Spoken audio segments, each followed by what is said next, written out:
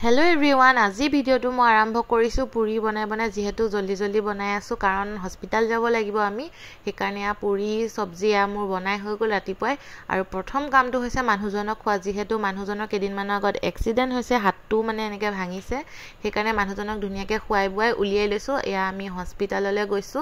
হো হাতটো ভাঙিলে যে কিমান কষ্ট হয় ন বাও হাতটো বাৰু যেন তেন এয়া আমি টমটমত গৈ আছো মিছন চাইলি যে ৰাস্তাটো বহুত বেছি বেয়া এয়া আমি হস্পিটাল আহি পাই গলো আৰু মিছনত যে এক্সিডেন্ট হলে বহুত ভাল আৰু হাড়ৰ কাৰণে বহুত বেছি ভাল আৰু বহুত ধুনিয়া ট্ৰিটমেন্ট কৰে ইয়া লৰাটোৱে জুকাই সিলাই কাটি আছে আৰু প্ৰথমতে সিলাই কৰোতে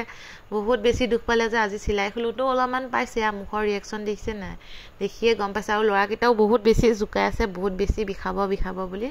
আৰু সিলাইটো এই ৰছিডালটো টানি দিলেতো বিষ হ'বই অলপমান এয়া বিখাইছে আৰু অলপমান বেছি নহয় অলপমান ভাল হৈছে আৰু হাতখনটো থাকিবই লাগিব এমাহৰ কাৰণে